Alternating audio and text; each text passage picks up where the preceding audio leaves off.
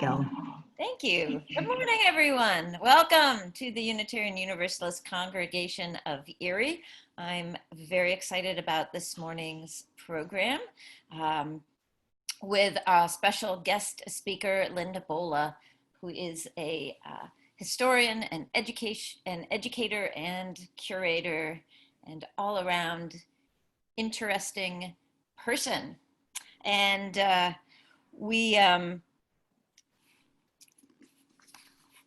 start our service. If you have a bell, get it. And we'll start our service with everybody ringing our individual bells. This is where if you have a bell, you can unmute. If you can go forward to the next slide there. With the sound of bells, we welcome stranger and friend to a time of mindfulness. So if you have a bell, unmute yourself and ring it.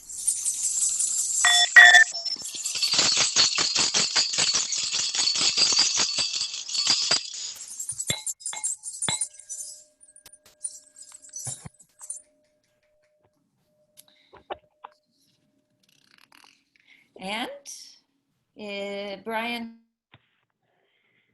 Oops. Brian, are you ready to sing our welcoming song? I'm ready. Can you hear me? Yes, we can. Didn't want to be a victim of spontaneous mutation.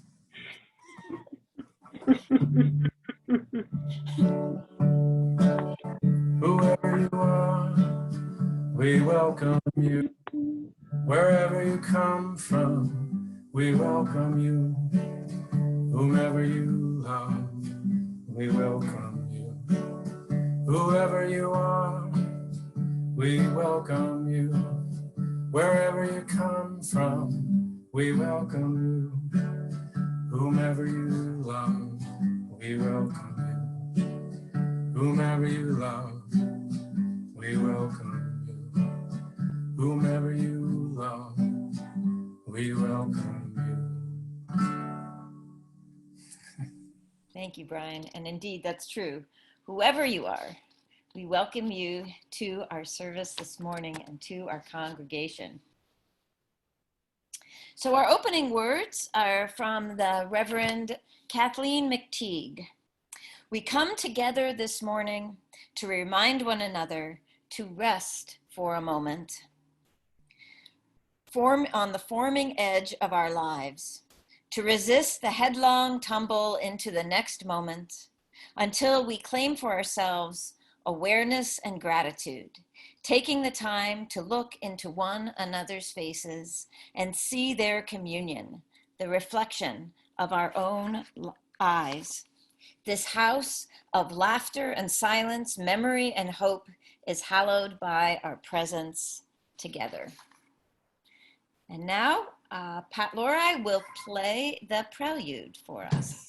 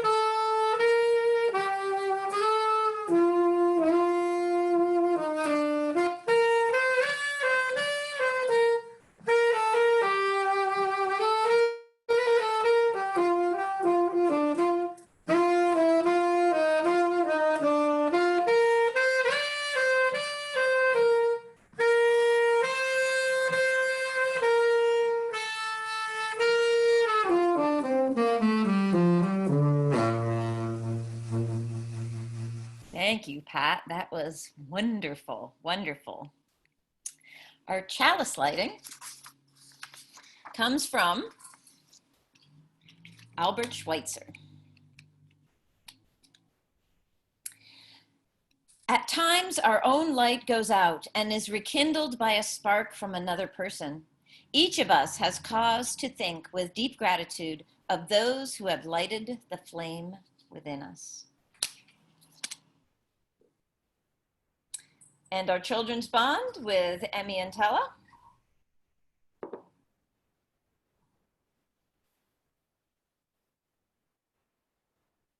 Oh, Can you replay that with sound? Your sound's not coming through, Christine, maybe because you're muted?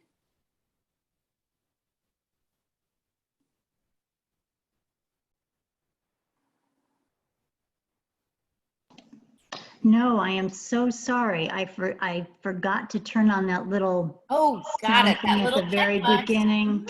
I don't know if I can go back and do that at this point. If you stop screen share, when you do it again, it'll give you the option to click play with sound. So I'm clicking. Okay, so if I go back. You go back to share screen. Mm-hmm. And then click that option.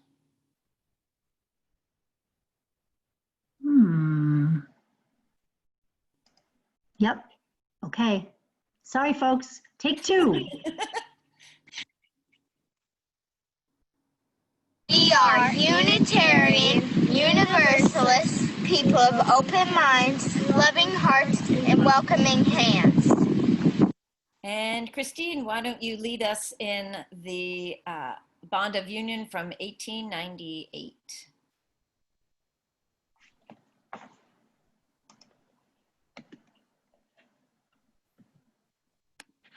We unite ourselves together for the study and practice of morality and religion as interpreted by the growing thought and noblest lives of humanity, believing that we may thereby prove helpful one to another and promote the cause of truth, righteousness, and love in the world. So, it is an exciting service we have. We want to give a shout out to Joan August for suggesting that we do a service around the centennial of the ratification of the 19th Amendment, which gave women the right to vote. And it seemed appropriate to look at it from a local standpoint and to learn about those Erie women that helped change history. And I could think of no better person to lead that conversation than Linda Bolla.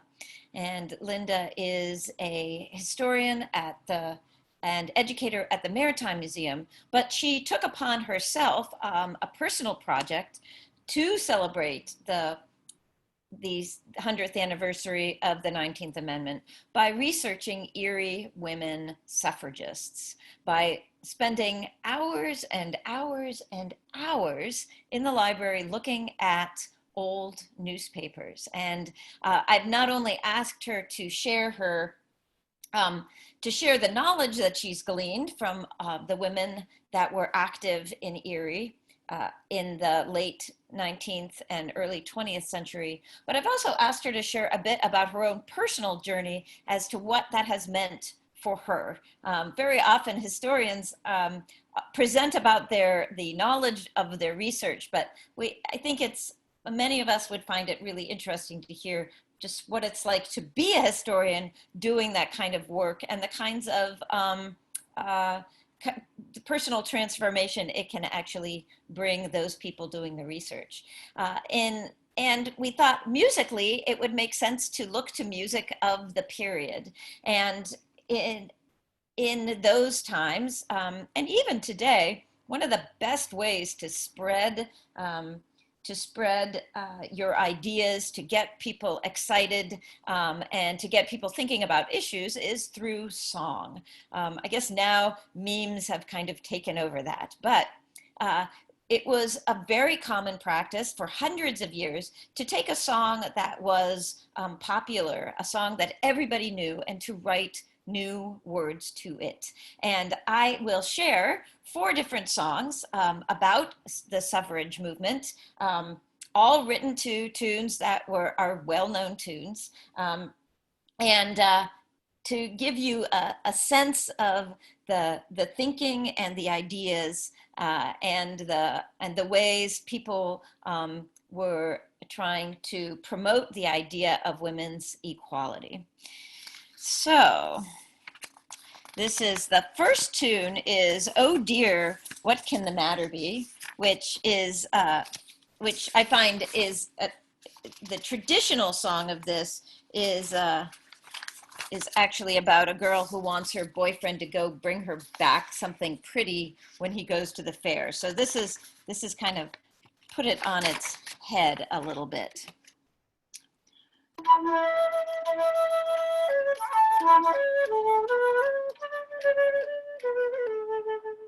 Oh dear, what can the matter be? Dear, dear, what can the matter be? Oh dear, what can the matter be? Women are wanting the vote. Women have husbands, they are protected. Women have sons by whom they're directed. Women have fathers, they're not neglected. Why are they wanting to vote?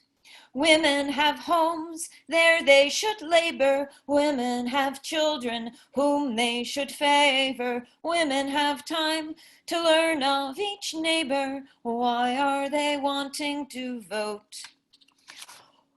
Next slide. Women are traveling about here and there. Women are working like men everywhere. Women are crowding, then claiming 'tis fair. Why are they wanting to vote? Women have reared all the sons of the brave. Women have shared in the burden they gave. Women have labored your country to save. That's why we're wanting to vote. Oh dear, what can the matter be? Dear, dear, what can the matter be? Oh dear, what can the matter be when men want every vote? All right, Linda, why don't you start your first reflection? So, Welcome. thank you for inviting me to share fellowship with you today. If you know me already, of course, it's through a long affiliation with the Maritime Museum in the U.S. Brig, Niagara. I'd like to share some stories about Erie's early suffragists today and my journey as a historian uncovering a history we don't often hear. Last month, with the help of friends, I published a self-guided walking tour of Erie Cemetery, marking the graves of 17 significant Erie suffragists who rest there. My own journey researching Erie suffragists began in 2019, however, as we worked to mark the centennial of Pennsylvania's ratification of the 19th Amendment on June 24th.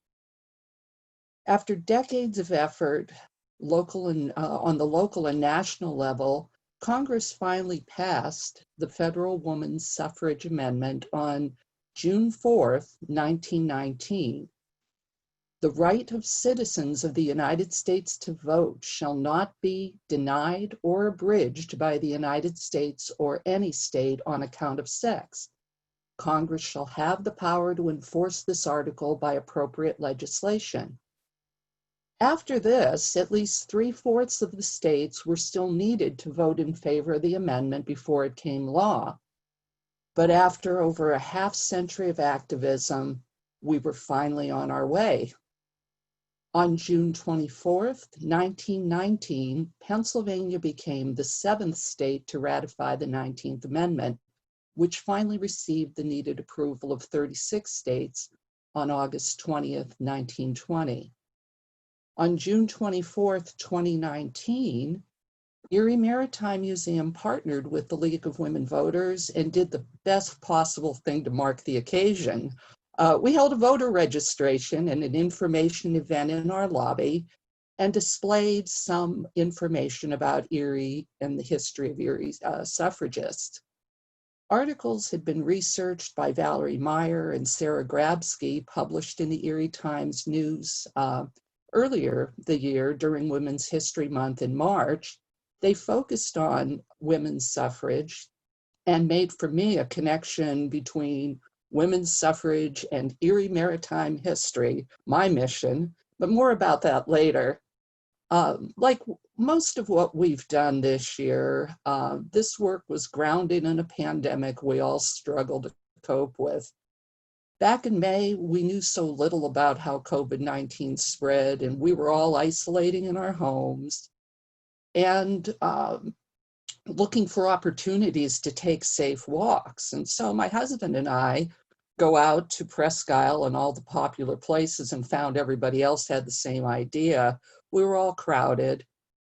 And then we remembered Erie Cemetery, a place where old historians could not only find peace and beauty and a level walking path, but we could all revel in local history. And as we passed all of these graves and final resting places of the people who made Erie history. Also, I was sharing my new friend Lori Dolan's grief, watching events on the League of Women Voters centennial calendar cancel one by one as we all stayed indoors. As the year progressed, it looked like the centennial of suffrage in August was in danger of coming and going with far less fanfare than our Erie suffragists deserve. Those good things that still mark the occasions, such as the unveiling of the mural at 7th and State, go down and see it, it's great. WQLN's programming, these only allow passive participation by watching. What we needed was a fully participatory event that no one could cancel. So inspiration for the tour came, and by the beginning of August, the staff at the Blasco Library, my personal heroes, had worked not only to make the library open to the public again, but made the Heritage Room a safe space to do the necessary work, researching primary sources and reading those newspapers on microfilm. As I researched, I found parallels with our times today and 100 years ago that couldn't be ignored. Then as now, we suffered a global pandemic in the deadly Spanish flu, loss of life, loved ones, and livelihood. And even as half the population then did not have the right to vote until 1920, in 2020, we find ourselves in danger of disenfranchisement, whether through our own history of voter apathy, today's extreme political divisions, or how much more we have to do to ensure that we can get to the polls or that our ballot will be received and counted by mail. Lots of food for thought there. Before I turn this back over to Kelly for a song, I wanted to note the centennial marker itself. The design of the grave markers you'll see on the tour reflect the purple, white, and gold colors seen in the sashes suffragists wore.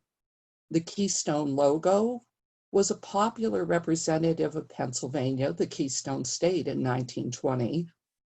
You'll see 6 purple stars on the marker and a 7th gold one to honor Pennsylvania being one of the earliest states to ratify the 19th Amendment. So I think Kelly's going to share a local song or a song verses contributed by a local suffragist now. Yes, yes. And this is, I can't take credit for this one. Linda said, when I asked her to do the service, she said, and I've got a song. I thought, wow. And that's what sent me down the little wormhole of finding other suffrage songs. This is a very popular tune of a setting of a Robert Burns poem, Coming Through the Rye, which is basically a song about young love and perhaps lost of the springtime, when you just feel the spring is in the air and you want to reach out to someone. So this tune, the first verse was collected by a Miss Presley of Erie. The second verse was written by Mrs. Edwin Brevelier, I'm assuming of the Brevelier village family, composed the second verse. So you'll see the reference to Erie in that.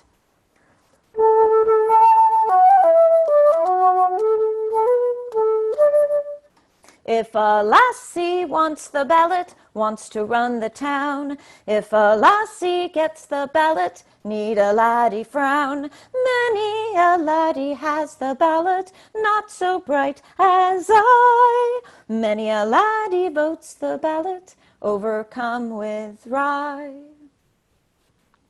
Erie lassies of all classes, now's the time to try. Now's the time to pull together, not sit back and cry. Let us, like then the great Perry, spread our banner to the sky. Let us have our woman's right, or know the reason why. Oh, what a fun song. Now, I'd like to share a few thoughts on the beginning of the suffrage movement in Erie in the 19th century. While all of the women involved in the early movement were active in founding and working through many organizations that are still active in Erie today, it surprised me that I didn't see anything in newspaper accounts about suffrage activities in the 19th century. So let's try to know them by understanding what they did do. Erie's early suffragists were born before the Civil War, and they reflected the national movement in that generally they were daughters of comfortable, often affluent families, and they were white and educated. As elsewhere in the nation, Erie suffragists believed that the welfare of and protection of women and children was an important goal.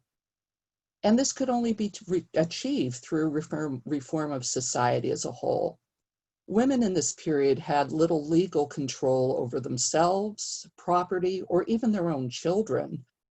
And they had little recourse under the law if neglected or abused by men who held this control. So Erie's early suffragists were also leader in movements that sought to improve socioeconomic conditions in the community as a whole.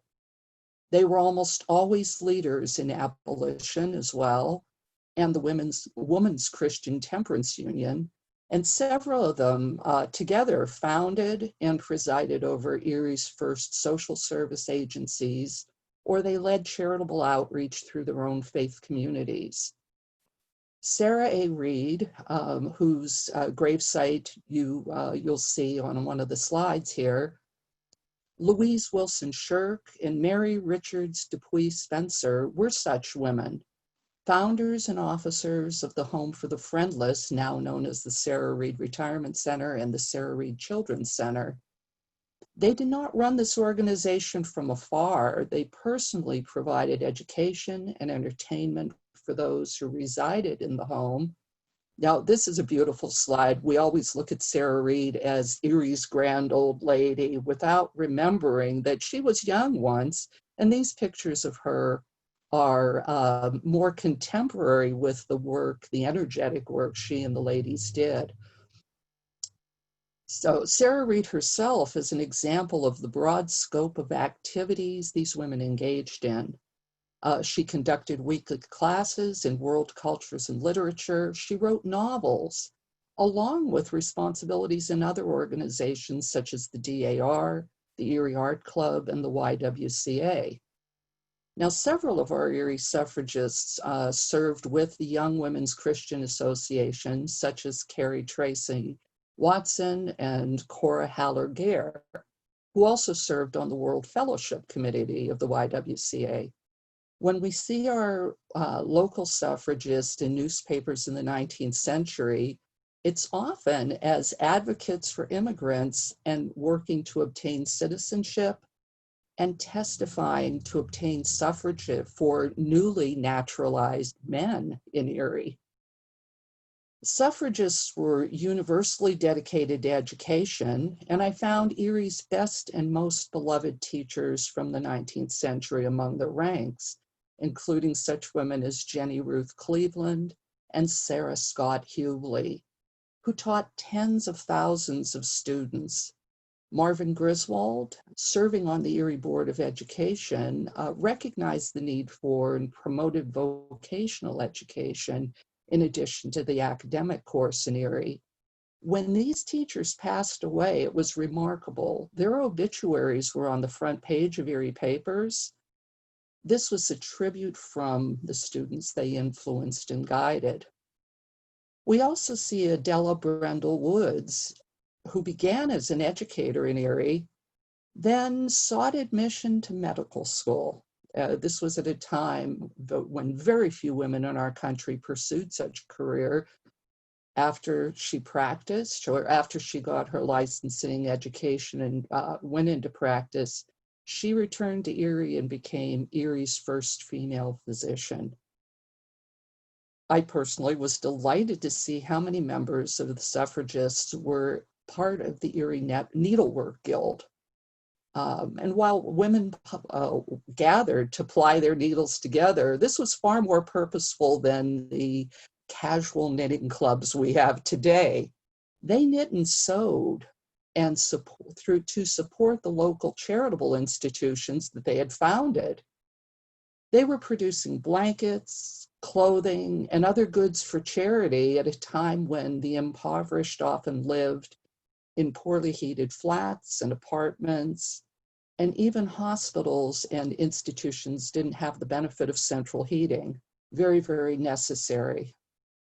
And so this is also a good time to talk about Emma Gertrude Toll Lawrence, who, as a Black woman, was not affiliated with any of Erie's local suffrage groups, but I chose to include her in the cemetery tour, along with two other women of color who were noteworthy for their civic engagements during this suffrage era.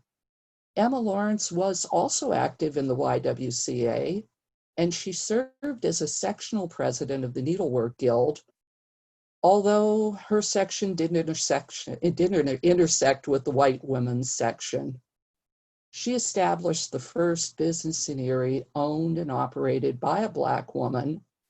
She has the same record as the white suffragists, as working through clubs and other organizations to improve the lot of women and children in the Erie community. It would be negligent not to mention her contributions, along with such women as Carrie Williams Lawson and Jessie Forney Pope, who was a co-founder and the first president of Erie's NAACP in 1918. Active politically as early as 1918. So I think it's time for another song. Okay.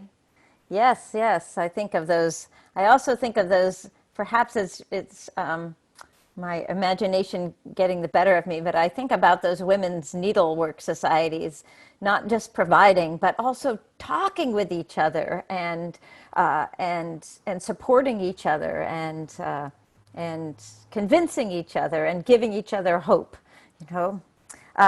So the next song is to the tune of the Battle Hymn of the Republic, which actually was a traditional song before it became the Battle Hymn of the Republic, a traditional song about John Brown, the famous abolitionist.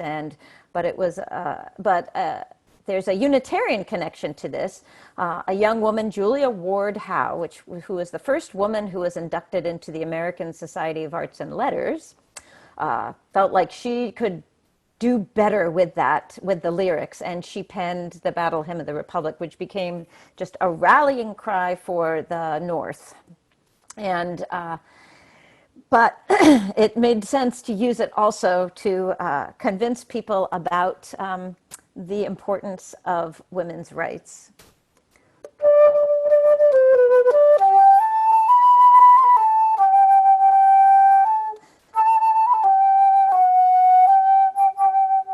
There's a wave of indignation rolling round and round the land, and its meaning is so mighty and its mission is so grand that none but knaves and cowards dare deny its just demand as we go marching on. Ye men who wrong your mothers and your wives and sisters too, How dare you rob companions who are always brave and true? How dare you make them servants who are all the world to you as they go marching on? And when the old injustice with its cruel wrong shall cease, and woman long in bondage shall be granted her release, our happy alleluia shall proclaim the dawn of peace, as truth goes marching on. Men and brothers, dare you do it? Men and brothers, dare you do it?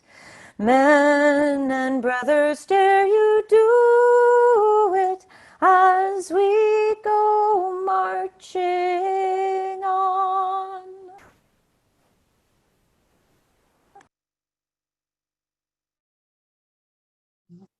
Kelly, that chorus is a beautiful segue to the 20th century Erie suffragists. In researching them, I really didn't find instance of ridicule that we see suffragists suffer in many other parts of the country. There was no violence, no arrests. There were women in Erie who were anti-suffragists as well. I got a little cold feeling as I passed One I Know's gravesite in the cemetery, but they were given equal voice in media as near as I could see in the newspapers. So I feel a lot of the efforts that they made in the 19th century to improve and uplift our community proved to Erie that these women were more than capable of solving problems and a force to be reckoned with. They were the fundamental support and sometimes the outright management of social service agencies, as we mentioned, such as the Home for the Friendless, the International Institute, the YWCA, the Florence Crittenden Home, the Red Cross. They had a hand in establishing and supporting cultural institutions such as the Erie Art Club, which is the foundation of today's museum, the Erie Playhouse. They were instrumental in the civic garden movement, bringing beauty and public outdoor spaces. And they had educated a generation of young adults in Erie Public Schools, and they were still educating a new generation. So the Erie 20th century suffragists were generally born in the 1870s, and they started to include working women.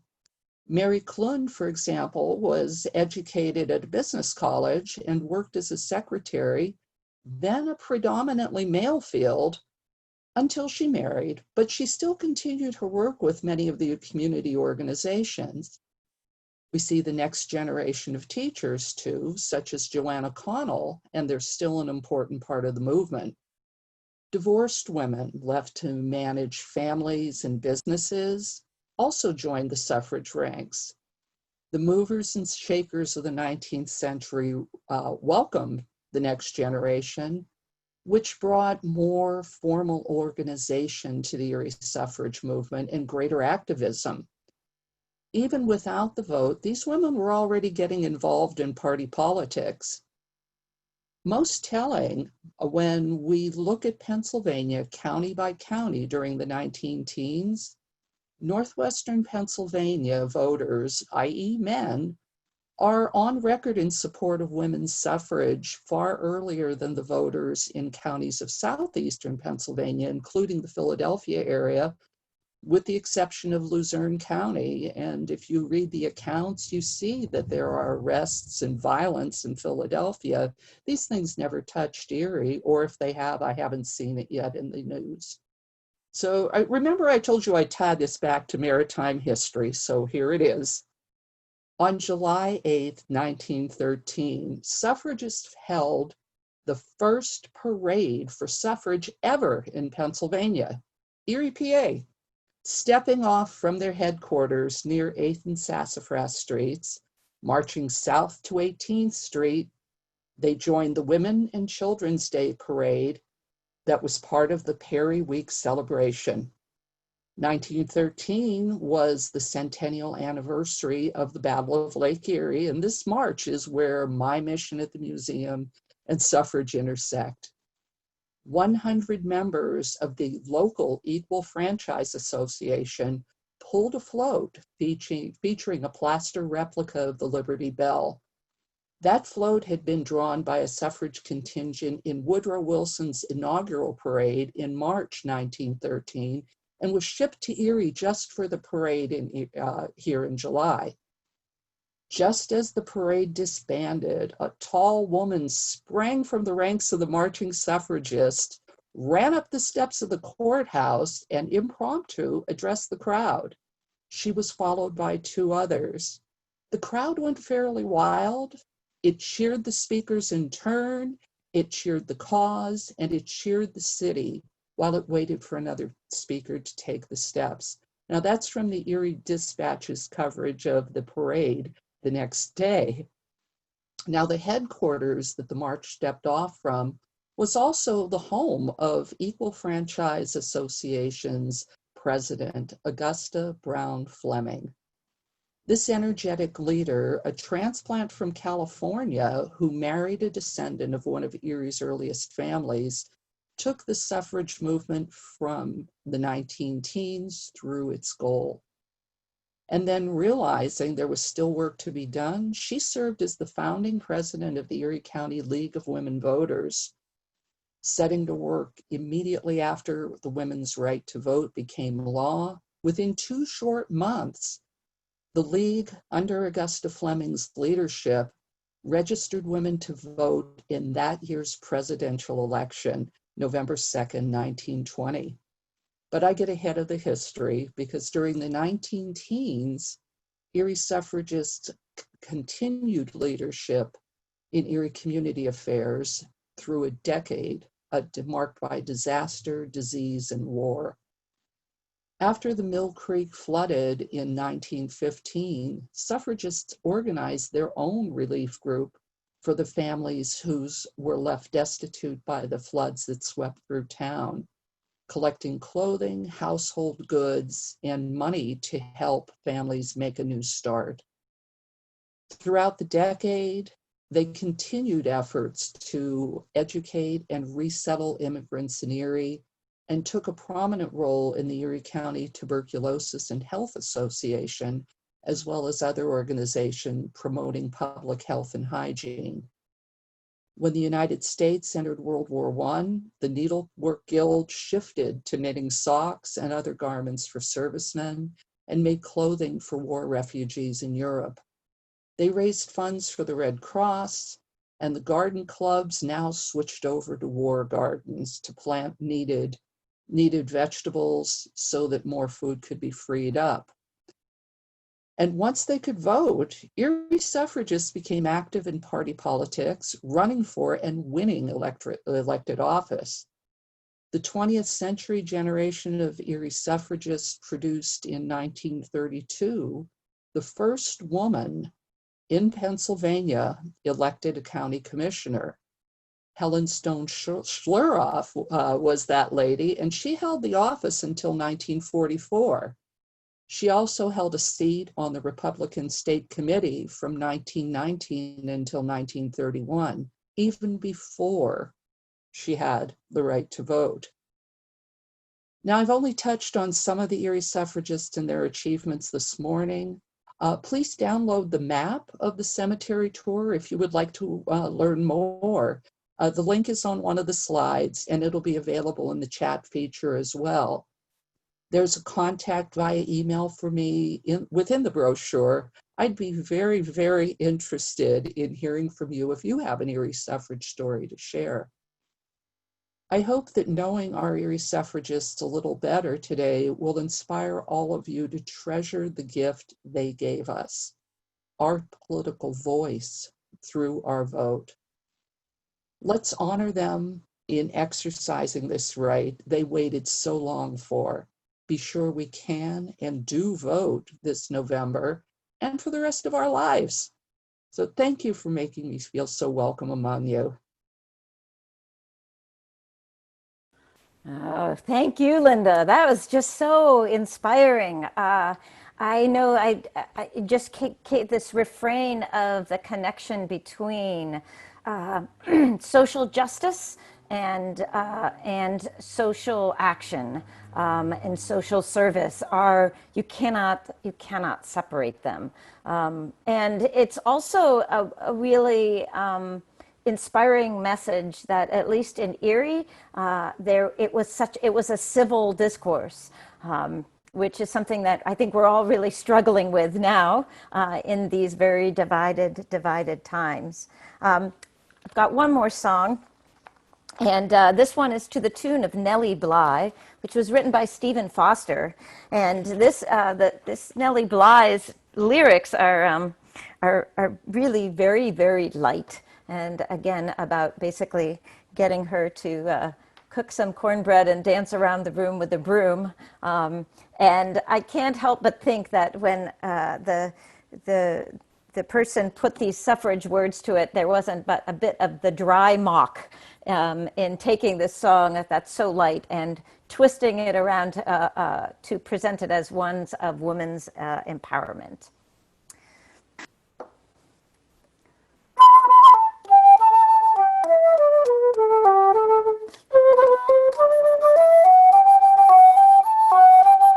Nellie Bly winked her eye and promptly answered no, and said she had as many rights as any man could show.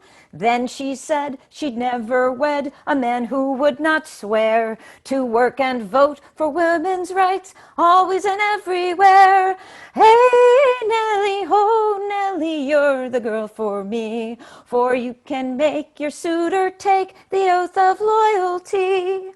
Now the girls in crimps and curls take up the cue she gave and tell their lovers one and all they will not play the slave to any man whose selfish plan makes them but satellites, for no such things as wedding rings shall rob them of their rights.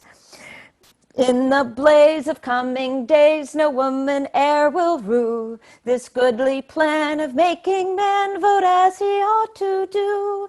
And women then shall see the men come off the dreaming heights and praise the Lord with one accord for woman and her rights. Hey, Nellie, ho, Nellie, you're the girl for me, for you can make your suitor take the oath of loyalty. All right. So, thank you, everyone. Clyde, why don't you get us lead joys and concerns? Okay. Time for joys and concerns. During the music, we'll invite everyone to type a few words using the chat box. You don't need to have a joy or a sorrow. Simply type in a few words about how you're feeling. Please do not directly respond to anyone's entry. It's our job to simply bear witness to each other's feelings.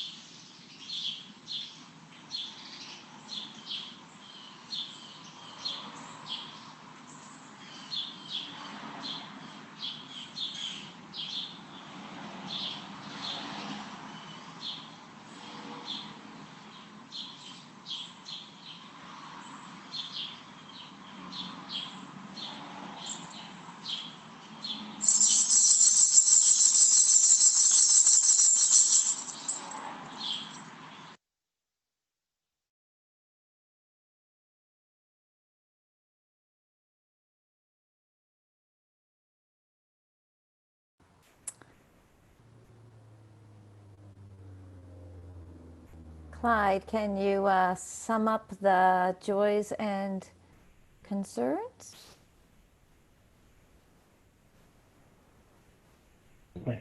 Okay. Okay, today we have a lot of people thanking Ms. Bolla for her interesting and very inspiring presentation. I found it encouraging and hopeful, as did a lot of us today. We have people thankful for the beautiful weather that we've been having lately. Let's hope that continues. Some concern about Doug Russell and his current condition, and hope for democracy, and hope that we can keep it in our country.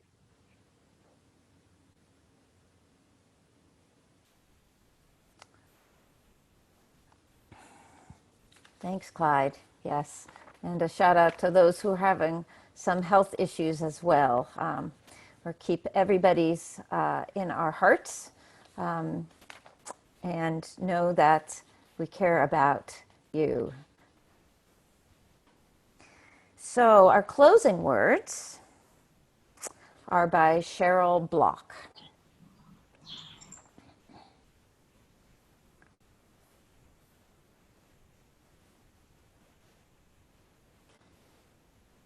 As we go forward into this frightening, exhilarating, confusing, miraculous world, may we offer our comfort to the afflicted, our love to those who are lonely, and our wish for all to be safe. And our chalice lighting by this fire is a reminder of the light within us all, the yearning for freedom, the longing for truth, the flame of intuition, the torch of conscience. We dedicate this service to the remembrance of this holy light. And we will have the postlude, and during the postlude, you can list any announcements in the chat box. And if you're on a phone and you want to speak an announcement, hit *9, and that will raise your hand so we know you want to say something. Pat?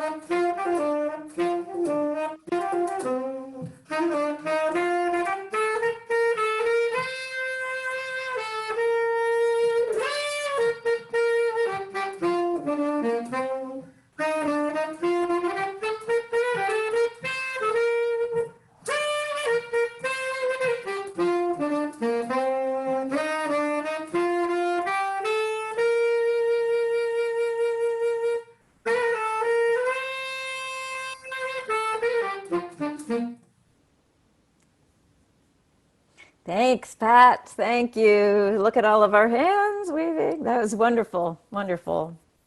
I put in the chat box the links to download the chore. I encourage you all. It's a really interesting read, even if you can't make it to the cemetery, but that, of course, heightens the experience. If you get to the cemetery, they actually have copies there that you can take with you as well.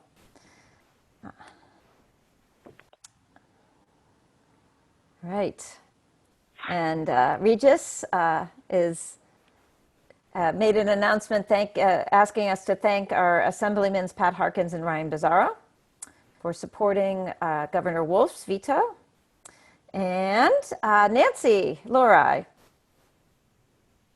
mentioned that we raised our $1,000, so we will be able to get 40 service announcements on WQLN, which is wonderful. Wonderful. Christine, can you bring up the next slide? I wanted to put a shout out to this mural. And also we have a guest here this morning, Mary Elizabeth Meyer. I hope it's okay, I'm outing you, Mary Elizabeth, but she is one of the 6 female artists that created this mural. It is on what used to be the Erie Sports Store on State Street. It's on 7th, at the corner of 7th. It's directly opposite City Hall. And it's quite a beautiful, beautiful mural. Any other announcements? All right. So I think we're good to go into breakout rooms for about 10 minutes or so we can greet other folks. And after the breakout rooms, anybody who wishes to come back to the main session to also say, talk with Linda. I know she'll be in one of the breakout rooms, but also that's a chance to be able to talk to her after the breakout rooms are done. And Dixie, I'm going to let you do the breakout rooms.